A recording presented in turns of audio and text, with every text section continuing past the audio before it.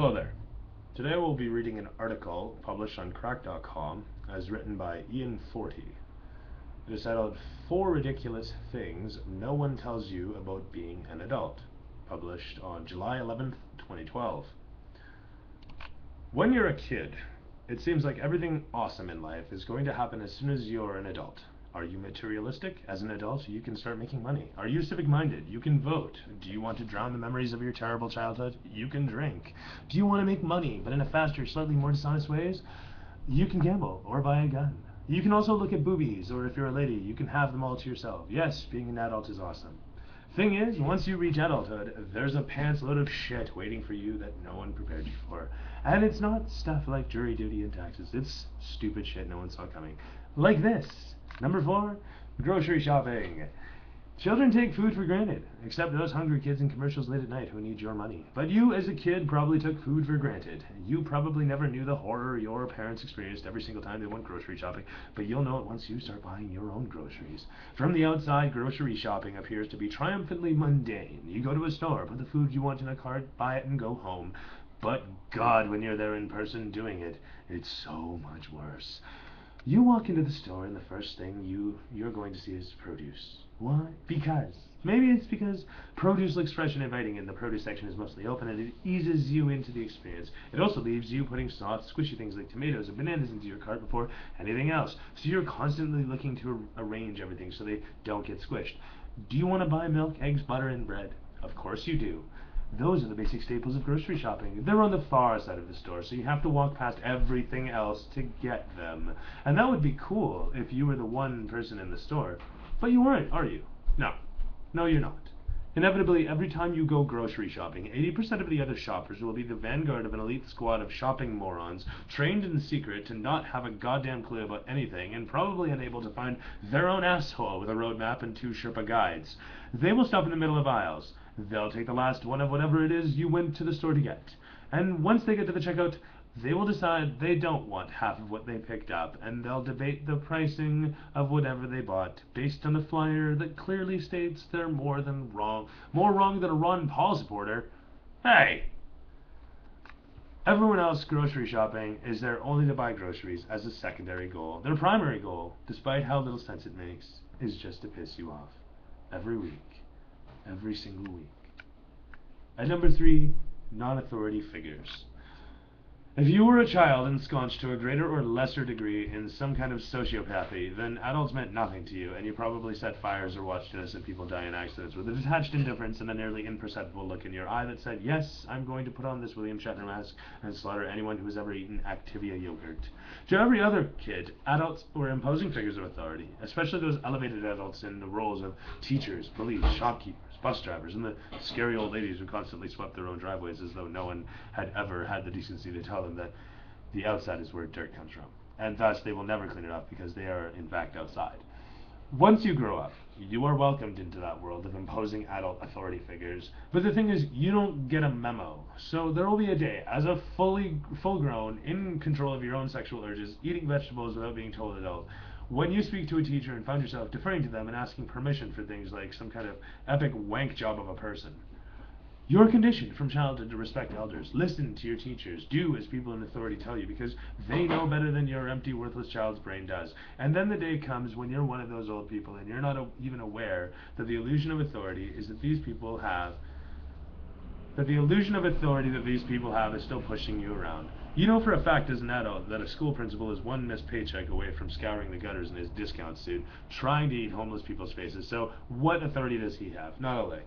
Sure, you can still respect him if you have to deal with him, but if he takes a phone call in the middle of talking to you, it's not only okay, it's expected of you that you'll piss on his desk.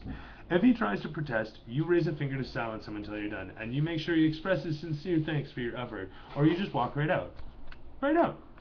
Some of us are predisposed to not bending over once we're older. Some of us get stuck in patterns. Thankless fast food or chain store jobs where our shitty bosses take the place of shitty teachers. And we never really develop that spine we should have as equals because we're still treated like children. So, as a favor to me, if you work a throwaway bullshit job for a douchebag boss who doesn't respect you, the next time he's being a totally unreasonable dick, feel free to tell him you have a gift for him, then drop a deuce in his coffee mug. You'll have to be as stealthy, as most people's first reaction is to immediately pull their mug away once you've depantsed and taken up a squat mount on their desk, but you'll figure something out. Make me proud. At number 2, the Wooderson effect. That's what I love about these high school girls, man. I get older, they stay the same age. That's a quote from Dazed and Confused. The character was David Wooderson, played by Matthew McConaughey, the one time he decided to be in a decent movie. It exemplifies his kind of scumbag nature, and if you take the love part out of it, it's a terrifying reality that each of us faces. We keep getting older, and those kids stay the same age. We all know on a basic logical level that we age and that 16-year-olds in general are always going to be 16-year-olds. But the older you get, the more you're going to lose touch with those kids, or 18-year-olds, or 21-year-olds. And you don't even need to be a pederast to feel the sting of still thinking in your head that you have something in common, because you remember being 21 and then realizing when you foolishly try to make conversation with a teenager because you're both waiting for a bus together that you literally have nothing in common. That kid doesn't listen to the same music, watch the same shows, or even use the same slang as you. You skeepy old bung shucker. In your head, you're the same person you always are. You're likable enough, you're cool, you're picking up what everyone is putting down. To a high school kid, you're the out-of-touch sex crime that's going to get them on the news. Only the most dreadfully serious among us, the kids with underbites and bowl haircuts who didn't have time to go to parties because they had to organize their chemistry notes according to covalent bonds, ever grow up to not think they relate to kids in some way. And sure, probably by the time we're in our 40s, most of us will have been away from youth culture so long that when we see kids on hoverboards listening to techno country on an MP9 audio scrotal implant, we'll just shake our heads and sweep our driveway some more. But through your 20s and into your 30s, you're still so close to it that it's almost insulting when kids don't think you're cool. Because fuck them, you were cool before they were born. Number 1, temporal retardation.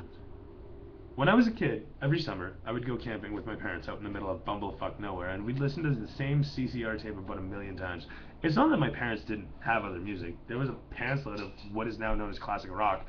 The most recent album of a bunch being AC/DC's Who Made Who, a gift from my older brother, and while now I can appreciate the musical talent of John Fogerty and the boys, as a kid I goddamn hated everyone who was looking out their back door down on the corner. The thing I didn't realize until I was older, of course, was not that my parents had a fanatical obsession with old-ass music, or even that they had a fanatical obsession with making sure they made use of all 5 senses to ruin every camping trip we went on together, and this was their auditory attack. It was that they were suffering the same temporal retardation I currently suffer from, the same one that is causing me to listen to Guns N' Roses while I write this article. Seriously, Guns N' Roses. Is Axl Rose even alive right now? You think he might be, but you don't know for sure because literally no one on earth gives a shit about Axl Rose anymore. He could be in a gutter right now with his tongue swollen and black from Thunderbird, serving as nothing more than fertilizer for various mosses.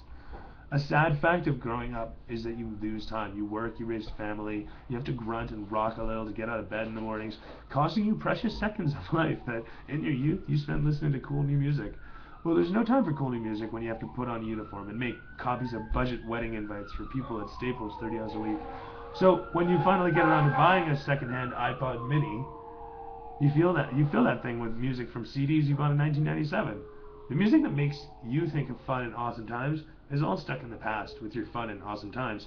Whereas yet, when you have fun and awesome times now, because being an adult didn't kill you or anything, you only play that same old music because that's what makes you think of fun times. And that's why when you're 90 having a party at your moon cabin, your grandkids are going to be quietly cursing out the Milli Vanilli album you put on.